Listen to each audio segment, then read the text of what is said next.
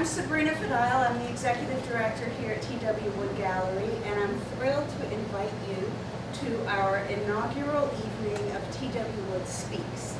We're planning a monthly lecture series about creativity and art and community. In June, artist educator Jen Renko will be doing a talk.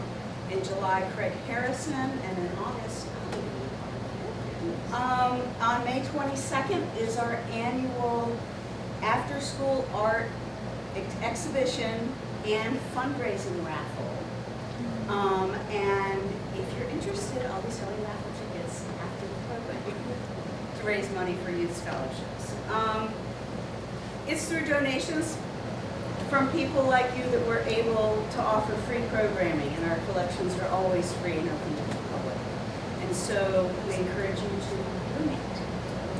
This evening, we're delighted to have Scudder Parker and the release of his new book, The Poem of the World.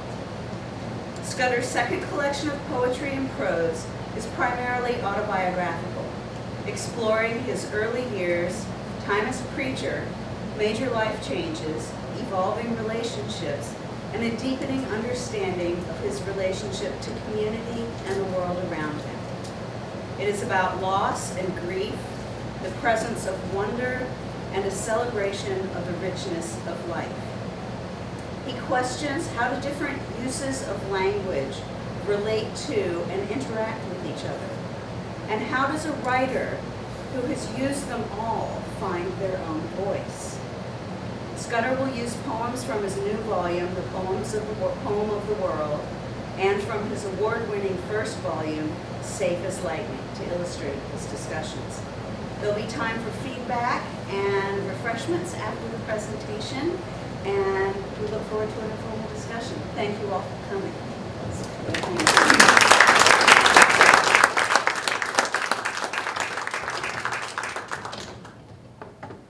So good to be here. Can you hear me okay, or how are you?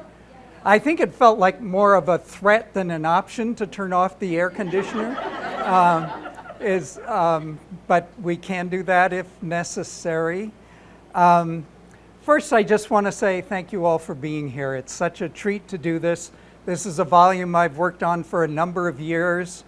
After my very lucrative first volume, this one I'm sure will yield with the help of my wonderful wife and agent, Susan, just enough to help us through retirement.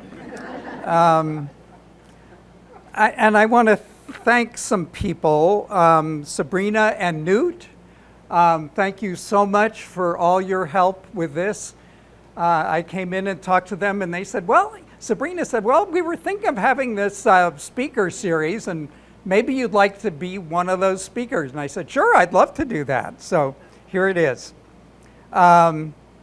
Victor from Orca, thank you so much for being here and doing all the work that Orca does, videoing and sharing events and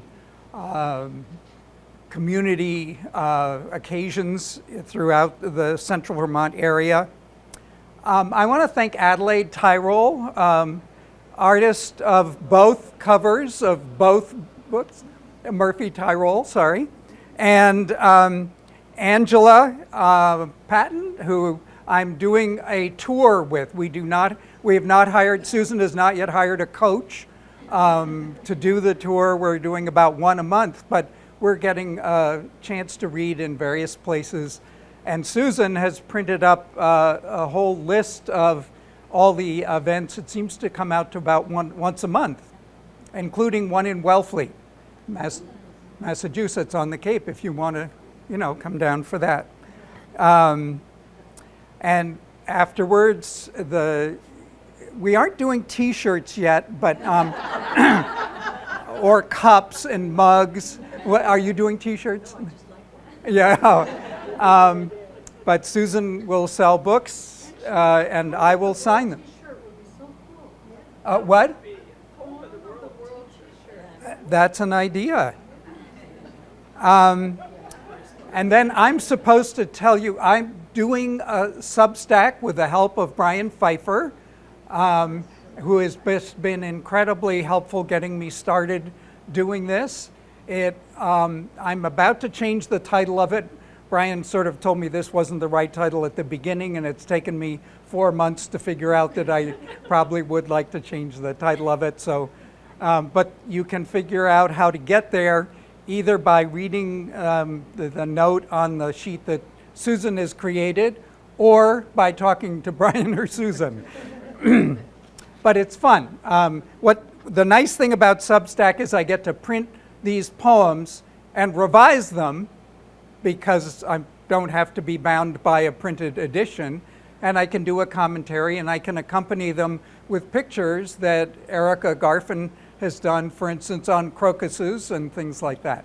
So it's a whole new different way of being in the world. Brian, you know, with over 10,000 subscribers to Chasing Nature, is somewhat ahead of me in the number of people who have signed up. So, how do I do this?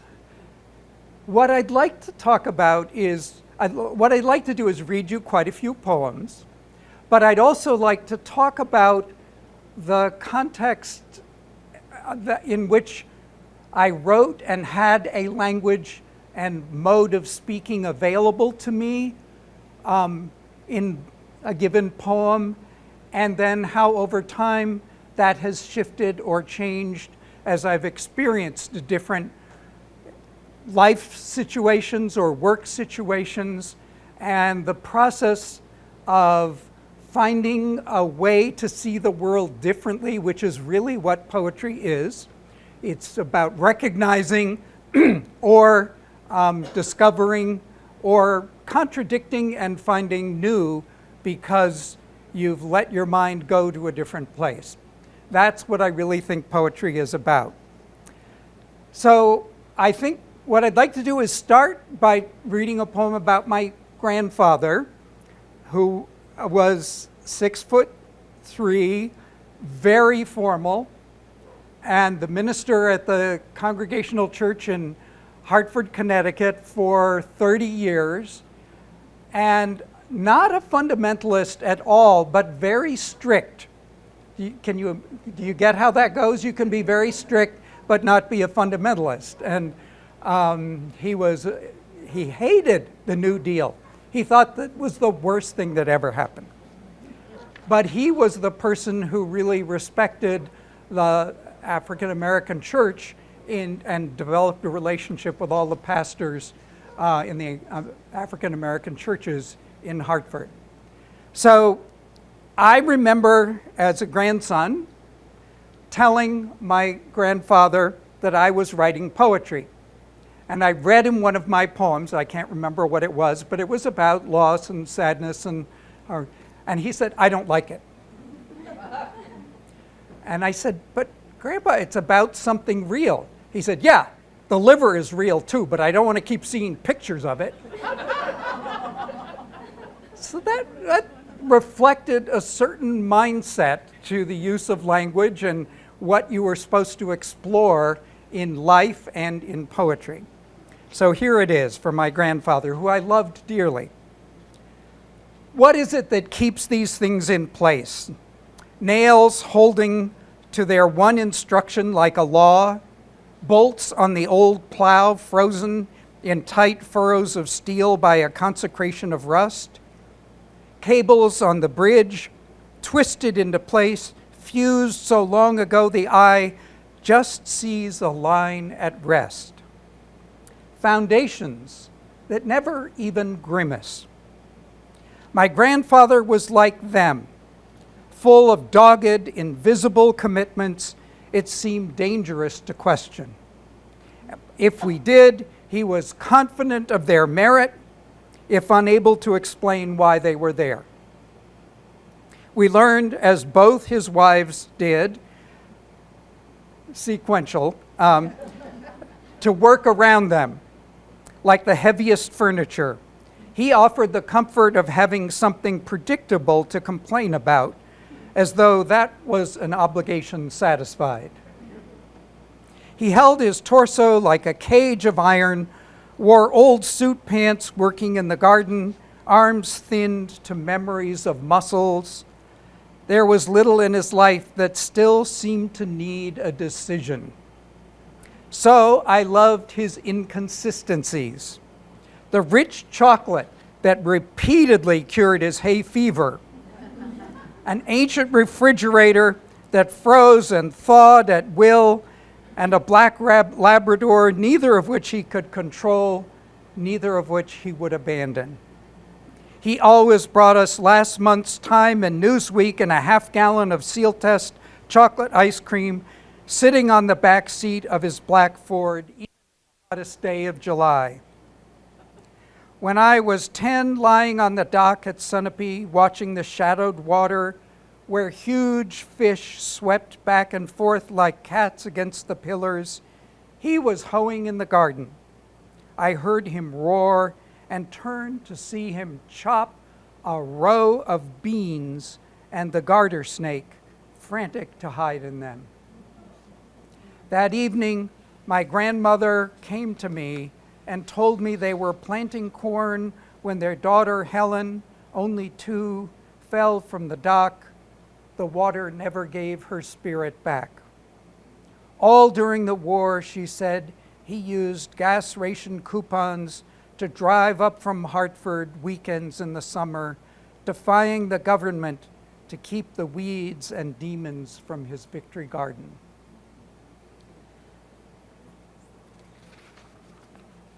For my grandfather, I think religion and literature had to be about conclusions. I didn't find that very comforting or reassuring, even if they were maybe intelligent conclusions. And my father, who started out not being a minister when I was about 15, decided to become a minister. Not my favorite decision of his, although I was glad to go to Hardwick. There's a lot in the book about my father. This is called Leaving. And for him, I think belief was what he looked for as a sign of virtue and value. And somehow the writing that one did had to be about expanding and expounding on that belief. Not very satisfying for me either. My father went in search of something. He closed his study door, departure in his own way, a hand that no longer let itself be touched. I don't know just when he decided he should love without surrendering to love.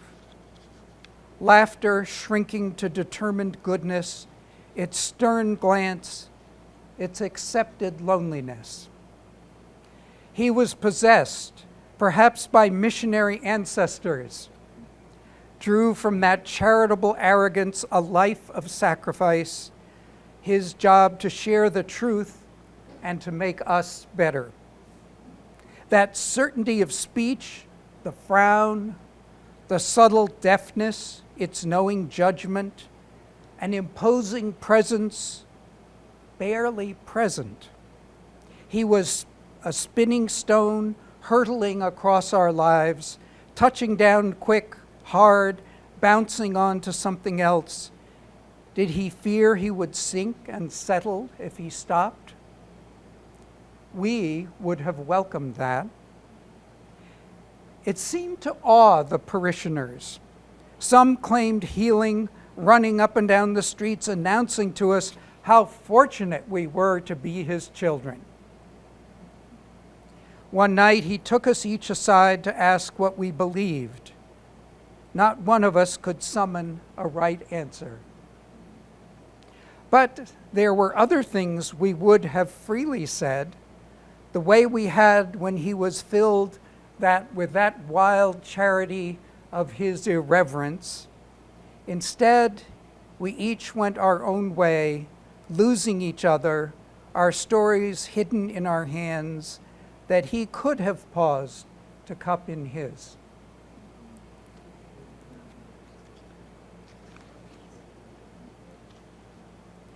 I'm going to just stop. Any reactions? I want this to be interactive if you want. We don't want to have to, I don't want to have a long discussion, but thoughts or reactions? So what do you mean by charity of irreverence? I love that. We were free. When Dad was being wild and crazy, the kids were free. So it was gracious. It gave us room. Wow. It gave us the ability to be kind of goofy, or I remember a story of a younger brother, not my youngest brother. Dad was very strict at the table, but he could be outrageous. And I remember one time when Dad got joking. I'll tell you, he got joking about tomato aspic. He was terrible on puns. And of course, you can imagine where he went with that. And my mother was mortified. And there were guests there. And Alan, my father used to say when we were being irreverent at the table, Dad would say, Mac, cut it. Meaning, shut up, I'll get you later. And Alan, because he knew my dad was embarrassing my mother and some of us, said, Dad, cut it. And he got by with it. That didn't happen once he became a minister. Scudder? Yeah. Just one question also. Sometimes there is this notion that people would get a calling to be a minister.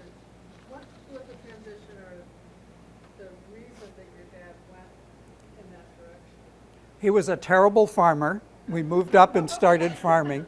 I write about that in the book some. And the farmhouse burned, and religion ministry was the default family profession. And he had already started preaching up in Island Pond. And he just found this chance to give himself to everybody. That's what it was. But it left us kind of behind. So I became a minister, of course.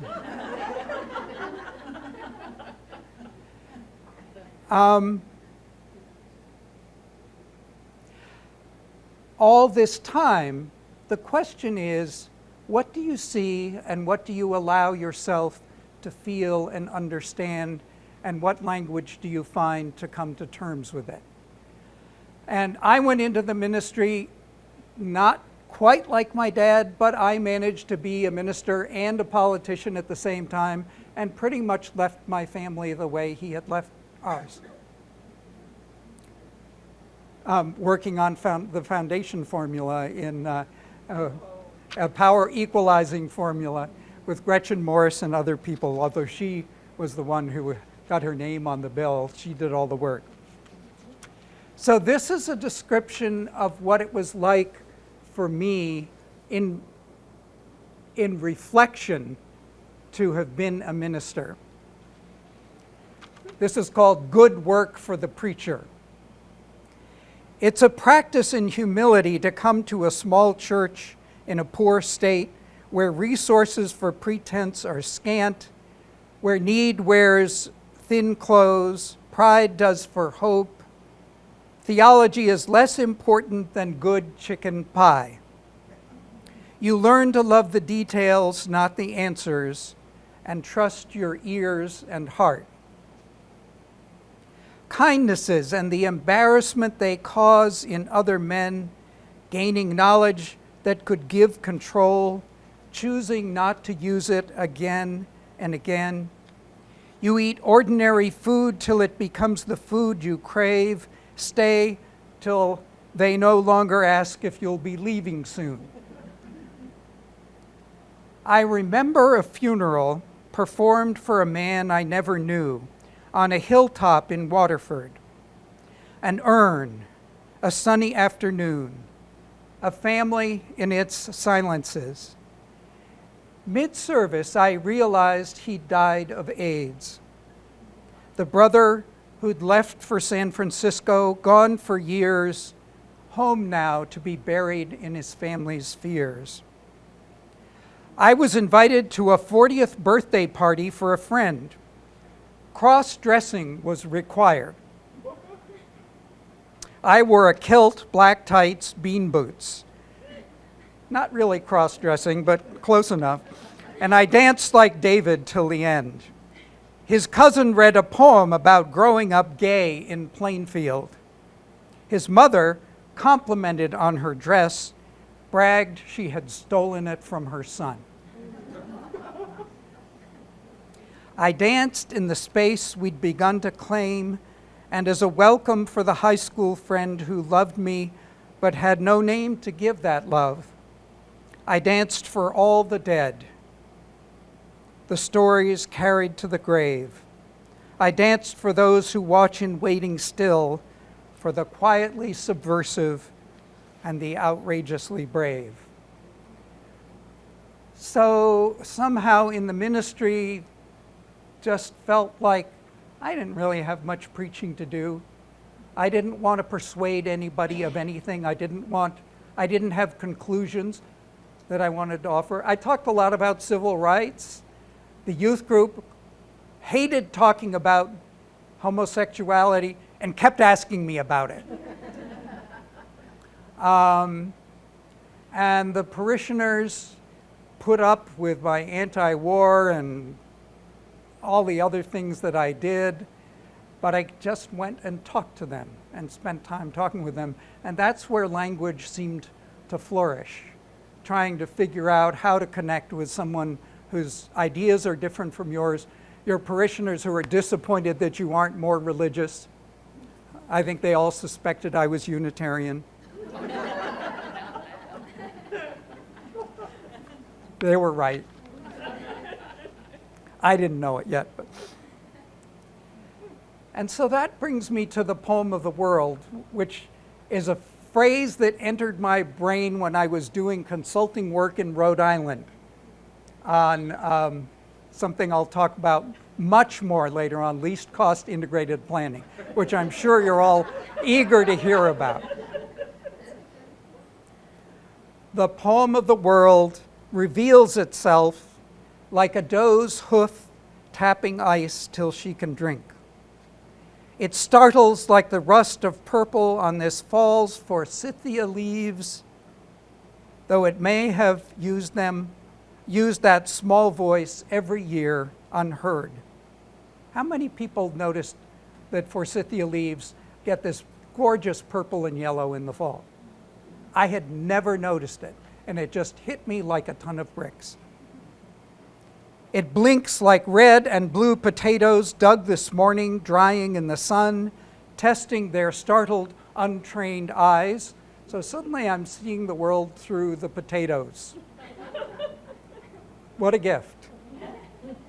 It is the unexpected tickle, the fit of shared laughter in our urgency of touching that becomes another way of making love. I won't ask how many people have started laughing hysterically while making love, but it is a wonderful experience because the urgency, the performance anxiety, all of that stuff suddenly just melts and you get to laugh and be together. It is a gift. A beach of pebbles that suddenly starts singing, each stone its own tink, together a glorious, indifferent song.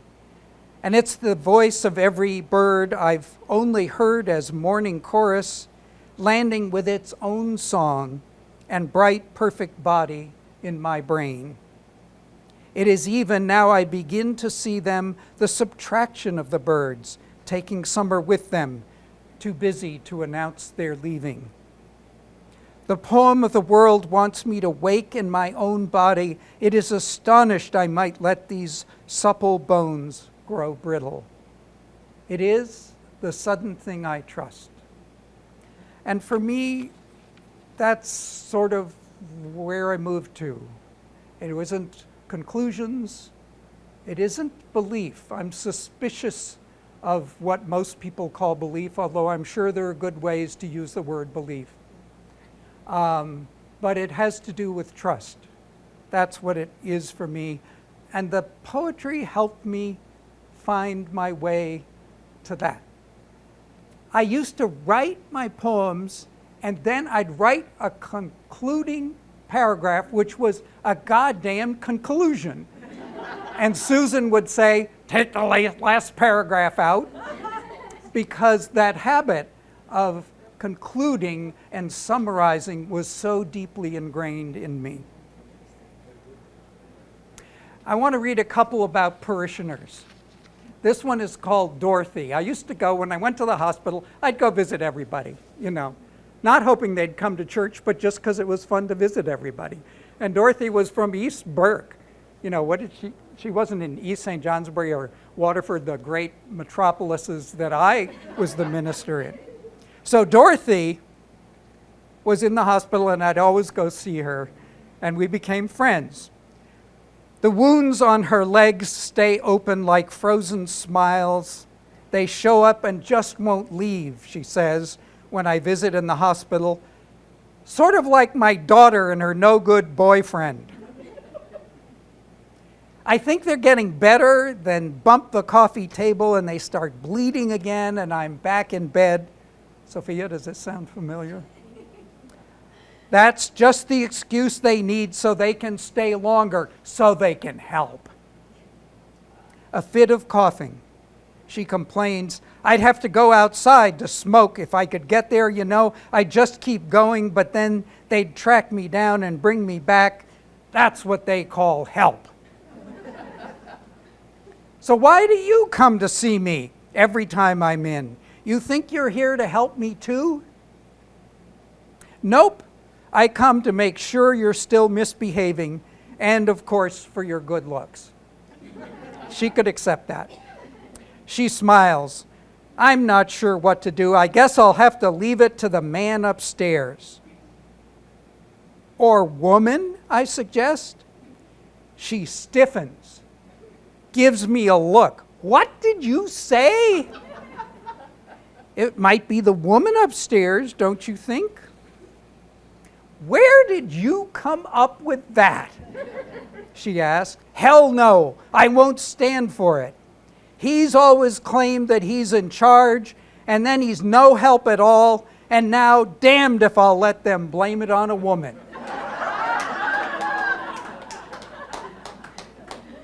So there was more theology in this poem than I really wanted to let myself realize, and I sort of transcribed it. But at first, here I was, this liberal minister, talking about God's female side. Wasn't that a good thing? She didn't give a shit about that. After all, the God that she had experienced was a male God.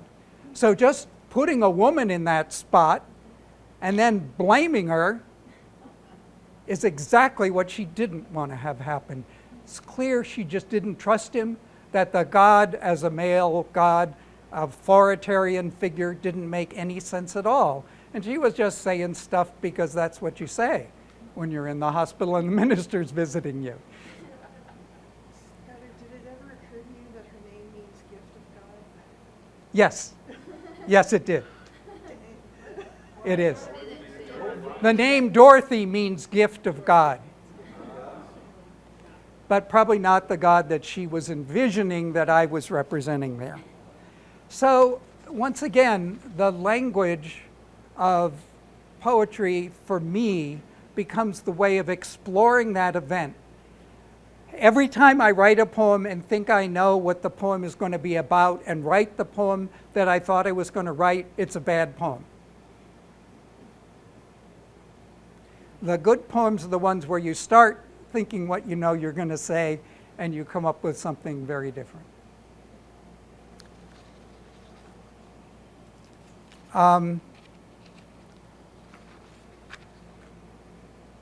So I went through a midlife crisis. And I was in the Senate, and I was so out of touch with who I was and what I was doing that I blew up everything in my life. This is called What I Wore Leaving. and it's when I was both a senator and a pastor. Brown slacks thin and gleaming, hem of the charcoal wool jacket coming undone. I was a person of moderate importance, disheveling. My state Senate colleagues worried at wide ties and frayed cuffs. I considered them a step toward honesty, even readiness for self-discovery. They warned me this was dangerous at any time, but deadly for those who claim to do good work for the people. It was no better for my parishioners. Who can trust a pastor, 46, who takes up running, stands sweating in shorts beside the church, reassuring parishioners he's started therapy? And my wife, from whom I hid only slightly more than I did from myself, and daughters, hearing our fierce words, feeling the bared silence of nothing new to say. I had been raised to be extraordinarily good, I thought, but here I was, cruel in my need. They sensed how much there was to be destroyed. I persevered inelegantly, demanding something I had told myself my whole life I was not entitled to. So that's a bit of what it felt like, and I've become good friends with my daughters and my former wife, but a lot of work has gone into that on their part and on my part and on Susan's part. So now I want to get to the real heart of what we're doing, which is least cost integrated utility planning. Okay, so after leaving the Senate and St. Johnsbury and the job as minister, I took a job at the Department of Public Service where they had said, what about these coal and nuclear plants that we're building that seem to cost way more than they say they're going to cost when they start building them? Do we really need to build all of them? Maybe we could actually make the end uses of energy more efficient and not have to build the plants. Well, I thought that was my wheelhouse, and I got to take a job figuring out how to change light bulbs and refrigerators and air conditioners in order to not have to build more power generation plants. That was a long process, and if you have a lot of time, I can do it about marginal costs and externalities. How about externalities? Those are the things that you don't count when you're doing the calculation to do bad stuff. The effect on people, the environment, other creatures. And what the regulators in Vermont remarkably and uniquely said, let's count those externalities when we value efficiency efforts over building new power plants. Okay? Is that enough? No, what about stranded costs? Oh, stranded costs. Look, it's a great point. Stranded costs is when you've built the plant and you don't use it. And that part of what they said was there's a value you can calculate in estimating the value of energy efficiency in avoiding stranded costs. So thank you very much for that. Are there any other questions you have, Brian? Of course, he was a reporter and thinks about all these things in another part of his life hidden from many of you. So I went out to Iowa to testify against building a $1 billion coal plant. In Iowa, the law said if it's going to create jobs and build stimulus for the economy, you should build it.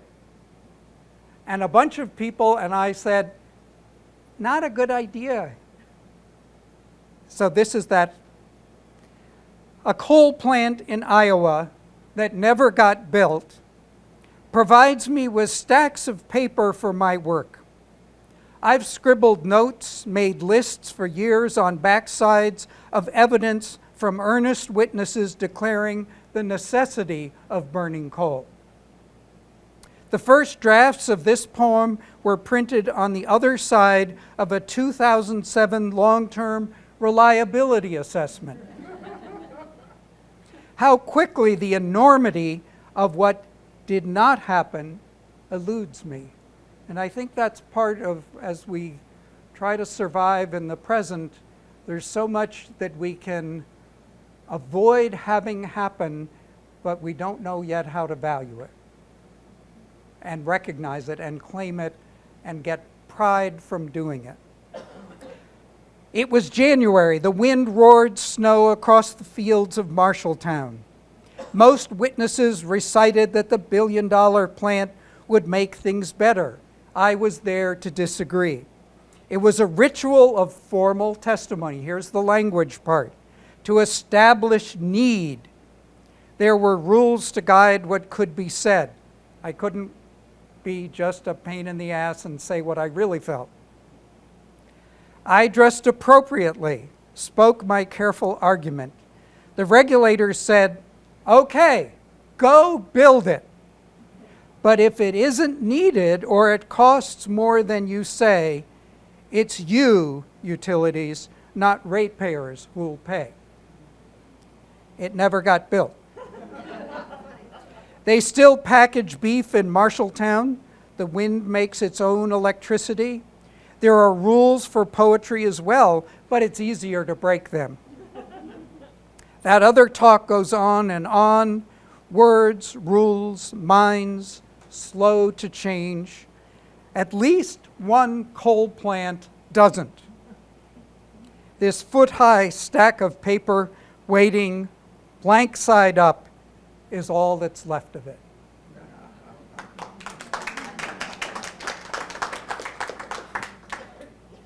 How are we doing? Is this okay? Good. So this is a poem written in the tone of, it's all right, she told me she was leaving. This is called Anthropocene, and this is written in the sort of slight despair mode. We are the ancestors who live well beyond our means, as if there were no choice. At the reading of the will, our heirs will weep, receiving an impossible invoice. We seldom doubt that what we have was ours to take. Forests, coal, bread wrung from the land, hearts, tools shaped to use, weapons of mind and might, fierce in their righteousness, even a conjured God to raise his hand and bless. You know how it is, the endless chatter, but beneath the hard rock of denial. Spending the children's vast inheritance, inevitable, takes just a little while. And there is, I think I think the country is at a crisis of denial. I think that's what it is. There's a way in which, if you look at all the things that the Trump administration is going after, they touch on all the things that this country doesn't want to face. Climate change, diversity and equity, rights for lesbian, gay, transgender, all the folks who are different in some way, but are a part of our lives and need to be fully welcomed into our lives. So I want to start just this last section by reading something by Naomi Shihab Nye, one of my favorite poets, and I know from many of you, called Shoulders. A man crosses the street in rain, stepping gently, looking 2 times north and south, because his son is asleep on his shoulder. No car must splash him, no car drive too near to his shadow. This man carries the world's most sensitive cargo, but he's not marked. Nowhere does his jacket say fragile, handle with care. His ear fills up with breathing. He hears the hum of a boy's dream deep inside him. We're not going to be able to live in this world if we're not willing to do what he's doing with one another. The road will only be wide. The rain will never stop falling. So what's the opposite of denial? It's looking at all the horrible stuff. What is it that wakes you up at night? This is one that wakes me up at night. Things that I did. Not to feel guilty in front of God, but just to say, oh my God, how did a human being, a companion on this earth with other people and the creatures around us, how did I get to do that? How did that happen? They didn't return. When I plant strawberries, I grow 3 times what we need, and I give quarts and quarts away, pretending I've learned something about generosity. Really, I want Ronnie Amadon to show up and pick the fruit with me. He was my first friend when we moved from New York to North Danville. He quickly realized it was his job to teach me how to be a farm boy. He soaked me with the warm squirts from his favorite Holstein, tits full to leaking as milking time approached. Eventually, I learned to grab a teat and spray him back. He taught me how to grip and lift hay bales, hoe manure, so it dropped through hinged planks in the gutter to piles below the stable, scatter sawdust onto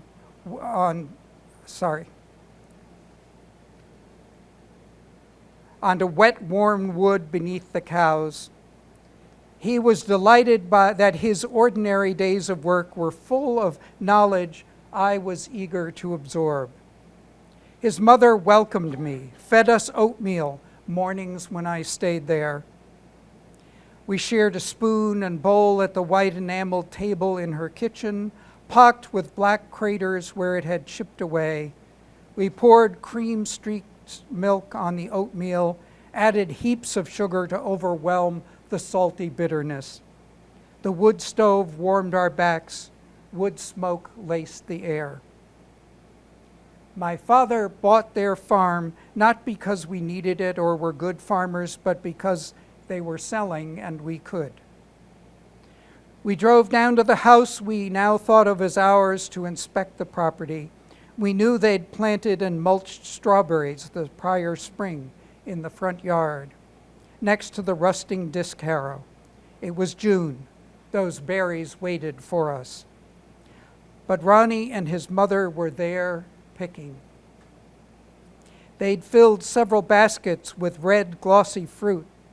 As we drove into the yard, they looked up at us with the sudden wariness of strangers. 2 weeks ago, this was the home Ronnie had always known. 2 weeks ago, we had been neighbors, friends. It seized me like a fever, a rush of righteousness I'd never known, the ferocity of possession. I said, "You have no right." I wouldn't look them in the eye. Ronnie said, "But we planted them and did the work." His mother whispered, "Come on, let's go." They got in their car and drove away. Our conversations about everything from trout to sex to chainsaws to our teacher went with him. Years later, I learned Ronnie took his own life. I had never sought it, but I thought I've lost the chance to apologize about the strawberries. I still can't remember if we let them take the fruit they had already picked.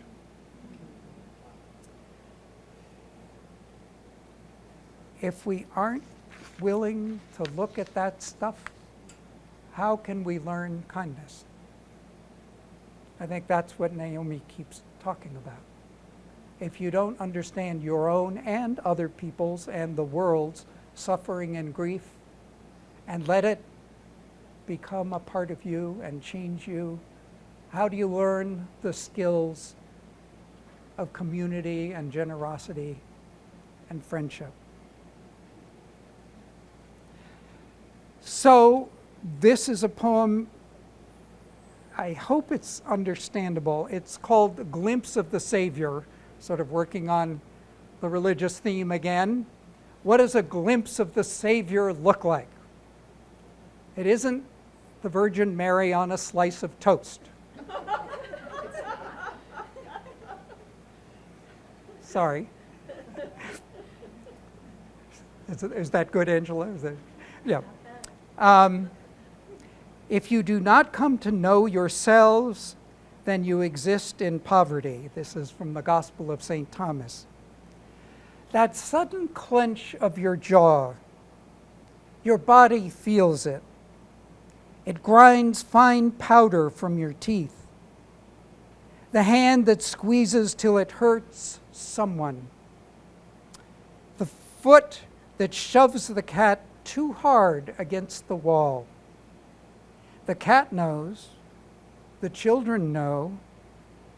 This is revelation staring at you right now, trying, generous, valiant as a mirror. Your own eye stutters, darts away, but there it is, now. You can't ever again call it ordinary.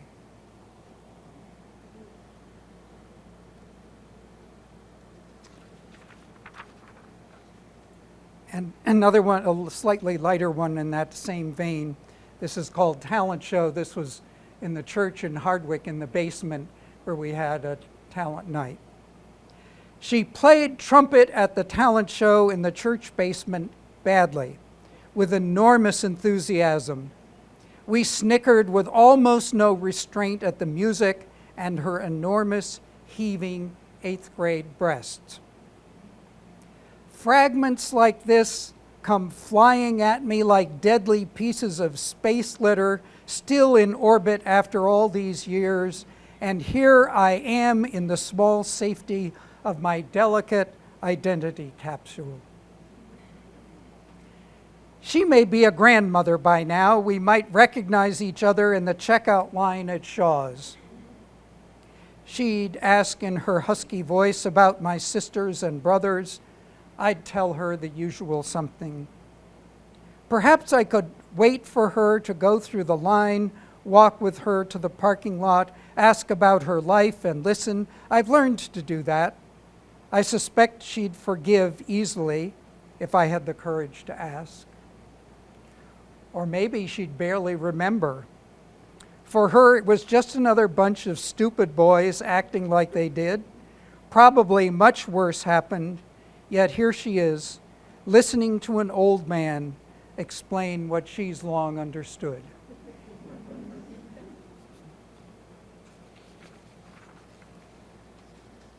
So in writing, the exploration of poetry has become the watching for those hard places, the slipping past the ordinary structures and language that tell you this is what reality is, and finding something different. And so what it leaves you is free and confused sometimes. After the storm, this morning the gardens pitch and toss, leaves slap against masts of corn, sunflowers roll and yaw, green surf roils beneath the trees. On the road to town, dodging new gullies, the tumult of boulders barely held back on either side, I hurry through like Moses. Home with my parcels, the lawn still rocks like a troubled harbor. I knew it would come to this. Everything solid is just a raft of habit. Only a timid heart demands an even walk. No choice now but to roll and sway with the deep impossible. The soil laps impatiently at my feet. How are you doing? I want to try reading another poem that I am still struggling with. Every time I read this poem, I revise it. And I bring it to Susan and said, that's good. You're going to keep doing this? Because it's a different kind of poem. I wrote it originally for our friend Beth's memorial service, and then I read it at Emily, my daughter's memorial service. I think what I'm looking for is some form of liturgy that I can feel is honest for me. And maybe for us, I don't know. Maybe you have a liturgy or a ceremony that works for you. I can't go to church without remembering the Scottish minister who used to give a prayer, and they were all very proud of him, who would say, "Oh Lord, welcome to our presence." And I would sit there, another minister, mind you, laughing hysterically in the pew and trying to disguise it from my colleagues. But what is it that we do that is a language of shared recognition and effort, and how does that work? And it's very hard for me to find it. This is what I have, and I'll probably keep revising it, Susan, I'm sorry. This is called It's Time. It's time to live insistent as children, still fearless in their hope. Mighty as tides, surging in the bay of Fundy, and when our bloom of confidence ebbs from time to time, still bring passion to our daily work. The close weave of intimacy with each other and our only earth. Attentive, even when dismayed, charitable with ourselves, brave with our beloved, intelligent with those who count themselves opponents. It's time to cultivate our honesty, fierce, tender frankness of the spirit. Time to let love seize its ambition. Let compassion flower into companionship. Wake our imagination, unleash the genius of creation, astonished that the conspiracy of the universe makes this life possible. It's time for riotous irreverence, hilarity at the proliferation of absurdity, the litter of distractions. Time to laugh at the pompous, pretentious, the vicious mighty, admit the ravage of oppression, its smoke and mirrors of inevitability, dismiss its glib accusations, its boastful confusion, sad excuses, our hearts joined with all the injured. We won't let self-appointed power scorn, judge, humiliate, as though it was entitled to control, murder, manipulate by threat, bargain forgiveness, patronizing charity. It's time for startled recognition of ourselves, awe, stillness, ferocious patience there beneath our doubt, as we join those who honor understanding, practice clarity and its insistence. When the no is clear and the yes is wakened, our community is there. There are no exiles. Old lies shriveled like balloons. We build homes to protect, tend soil, gardens that will nurture, honor wildness as our companion, restore communities with an elegance once unimagined. It's time to stop living in dread of suffering, those perils to our fragile, lovely bodies, the crack of brittle confidence. Instead of tremor and complaint, confess how much we need each other. The stitch of generosity, the heel of kindness, the guide of wisdom, even slowly welcomed. It's time to yield all our failed protections, glib dismissals, defensive judgments, learned blindnesses, strange cravings for division, the lies whose taste we come to love. wastelands of grumpy entitlement that stumble us into each other, shrinking our days. Let life astonish in its vast detail, endless in its invention, calm independence, stun us to humility, strip us to gratitude for this wellspring earth. Feel it. If we hold each other tenderly, not banishing or numbing grief, welcoming our own, each other's tears, courageous, open-hearted, together making music from our pain, this brokenness will be parent to our joy. Let the forests, the waters, the vast open places, and the billions upon billions of our company, past, present, and future, and their great communion gather us, our bodies and our good green home, joined in a vast shared breathing. Thank you. That's it.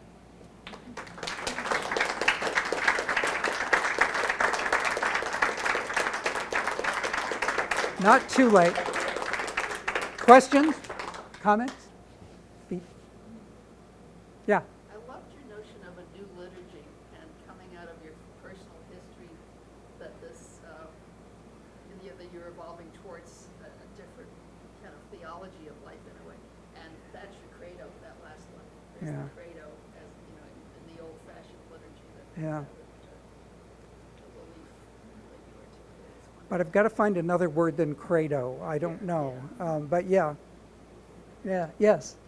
I really like the storyline of the poems, and I think, I'm only halfway through your book, but I think it exists in the book, but even more so in the spoken reading, because, as you were describing the, I don't know, the ancestral archetype or role of the preacher, and I was thinking to myself, well, what were the first inklings of you letting go of that? And you would answer that in the poems and the storyline of the brave cuffs and the Senate and things like that. So I just wanted to say I really enjoyed the poems as a whole, the story. Thank you.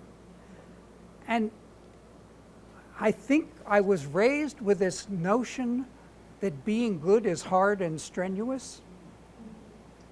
And I'm not sure that's really the way it is. But that's sort of a legacy of what I experienced. And, Angela, I've been reading your book, High Tea at a Low Table, and about growing up in Ireland under the not so benevolent. Absolutely not. God help us, Irish Catholicism Yeah. in the 1960s. And, I'm a born-again atheist. That's yeah. But that notion of the church as something to make you feel like, to be honest, like shit, and there's really a very limited way out of it, and the way out of it isn't really getting you anywhere very good. And rather than being somehow better and smarter and kinder and more loving, you are maybe good and not sinful at best. Is that a fair? emphasis on sin. Yeah. And that was one of the things I wondered about when you were talking, is some of your poetry seems to be about sort of physical pleasure and exuberance. And I wondered if your type of religion was the antithesis of that. I know in the Catholicism Yeah. I grew up with was sin and shame, but I wasn't too sure because all Protestants are the same to me. Well, I write a lot about how Dad was a bad farmer, but it was wonderful living on the farm. And, my mother worked her butt off trying to make things work, and Dad tried and ended up using the kids to do a lot of the work because he just didn't have a sense of how to make it work. And as I said earlier, the ministry became a relief for him. But it was joyful. It was that sense. It wasn't fundamentalist. It was you were allowed to take the world as best you could. You still had the framework of eyes and words through which you saw and experienced it, and that needs to keep changing. Yeah. I love how then you talk about using the framework of religion as a way to further like social justice and make everyone feel included and make everyone feel like they have a seat at the table. That's like such a consistent for you, I feel like in all the areas of your life. And Yeah. it's one common thread through everything that Yeah. you do. And it's really awesome to hear how you express that through religion as well, because I feel like that's a lot of what's lost in religion by so many people and in so many churches. And it's just really special. That was a part of my religious tradition. It really was. My father, even as he was being a determined, wonderful saint to the whole community, was working with the Northeast Kingdom Community Action Agency and on the board of it, and was working for all kinds of good things. He couldn't bring himself to support Kennedy because Nixon was Kennedy was a Catholic. And we had been brought up with a lot of anti-Catholic. Angela and I have just gotten way past that. You always scratch the surface. Yeah, but there was this judgmentalism, But didn't that spring a lot from the puritanical tradition that swept, of course, across New England? Yeah. For starters. Yes. And it, as congregational ministers, inherited all of that. Yeah. And I think what I don't get is how did they walk away from the gospel? Because the gospel is all about social justice. Yeah, well, that stuff always made sense to me. Yeah. As I think, Sophia, you were saying, it felt like, that makes sense. Yeah. The other stuff, I don't know where that came from. It's all artifice. Yeah. It seemed all of that, And conservatism. yeah. Yes. I was just going to say, you're making me think of Daniel and Philip Barragan, two Jesuits Yeah. who I think were great heroes in Yeah. our times. And despite the fact that they were Catholic Jesuits. I know. I mean, Well, it was because they were Catholic, and that strain, that is a powerful strain within Catholicism. Not the only one, but yes. yeah. Not to go on too much, but my brother and I were just talking last night on FaceTime about when we were growing up. We would go to the church and hear a sermon, and then we remember, yeah, that's all very well, but why aren't people actually doing it? We Yeah. go and we listen to all this good stuff. People come home and they're just the same as they were. And I think kids see through that stuff. Yep, of course they But do. people like Americans stood up and were, rebels in the best sense of the word. Yeah. Yeah, here's what the gospel really says. So, yeah.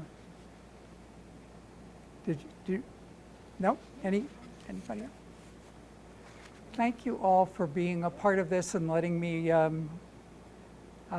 share this stuff with you and rant on and be a little bit outrageous at times. But it's such a gift. For me, this is what the writing is for. So, thank you.